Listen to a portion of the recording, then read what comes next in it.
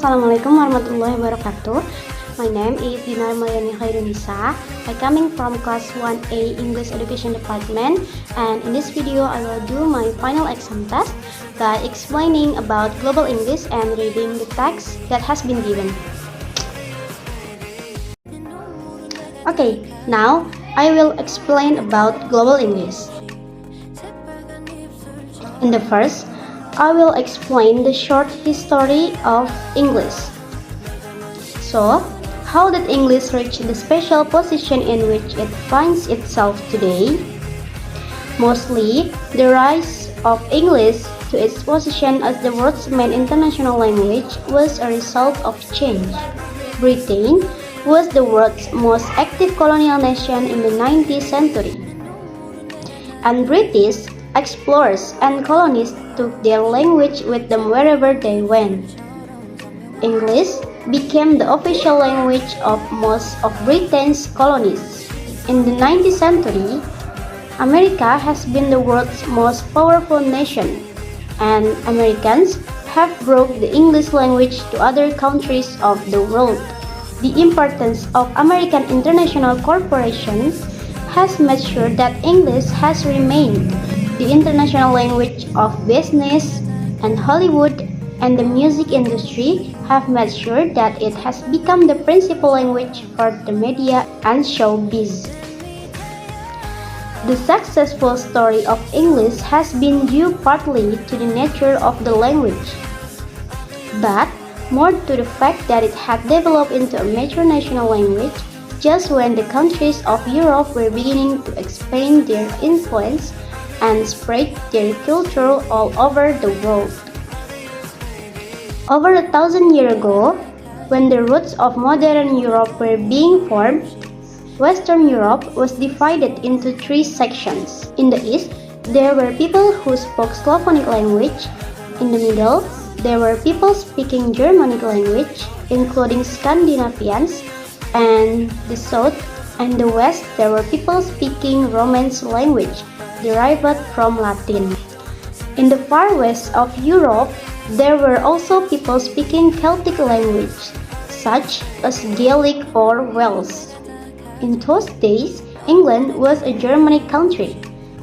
Its people spoke a variety of Germanic language, including forms of Danish and Anglo-Saxon, as well as some Celtic language. In 1066, England was conquered by the Normans from France, who brought with them their own language. And in the years that followed, the nobility of England spoke French and read Latin, while the ordinary people spoke varieties of Old English. But since they existed side by side, the two languages immediately began to influence each other. Norman French became Anglo-Norman and Old English, picking up lots of vocabulary from Anglo-Normans evolved into Middle English. And Middle English was thus rather different from other European languages. It was partly Germanic, or particularly the vocabulary of everyday life, the grammar and structures, and partly Romance, or a lot of the more literary vocabulary. It was even influenced to a small degree by the Celtic language, which remained alive in Cornwall and other parts of the British Isles. Eventually, since Middle English was spoken by far the largest part of the population, it became the dominant language in England.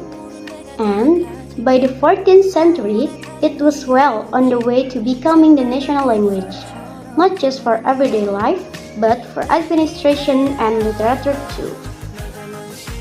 And finally, English also replaced Latin as the language of the church. The Bible had been translated into English in the 14th century, but it was not until the Protestant Reformation of the 19th century, the age of Shakespeare, that English became the language of church service. From then on, its position as the national language of Britain was firmly established, and it was just at the right moment. English became the established national language just at the point in history when colonial expansion was beginning. It was the spoken and written language of the first men and women from Britain to settle in the Americas. And it was a language that went around the world with England's early traders, commercial adventurers, and missionaries.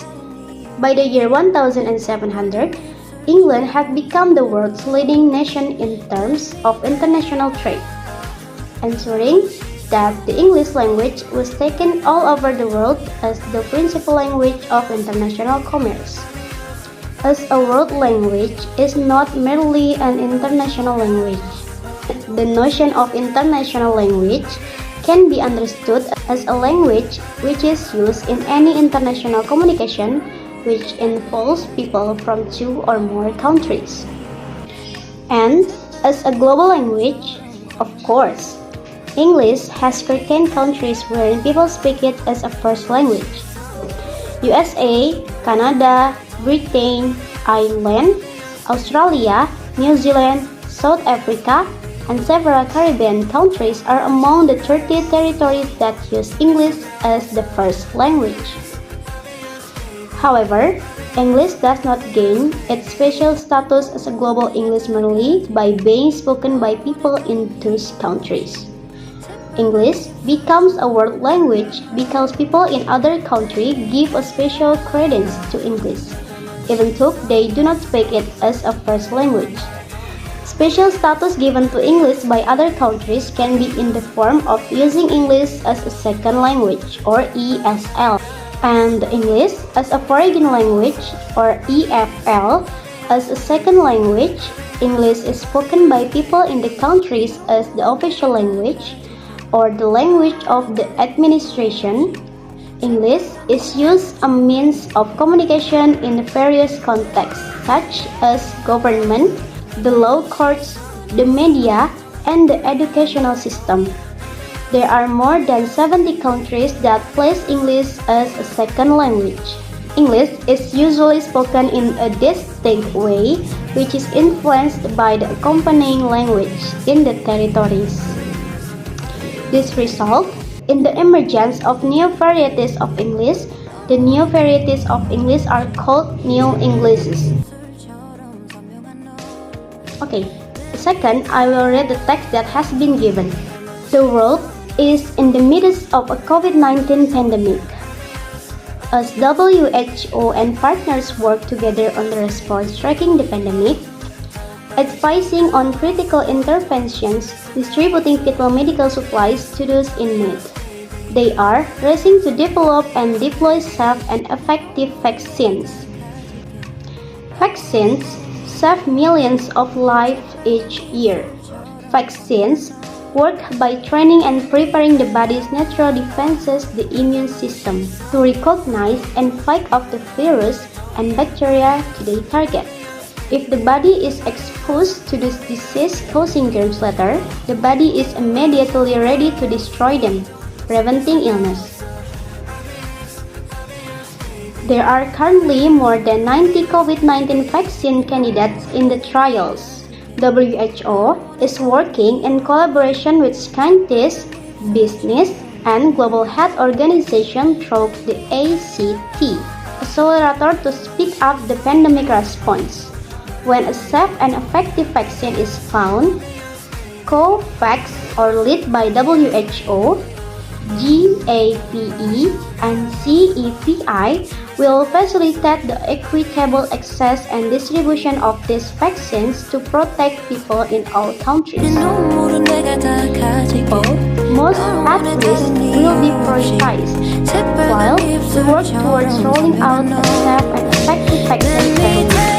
We will continue the essential public health action to suppress transmission and reduce mortality.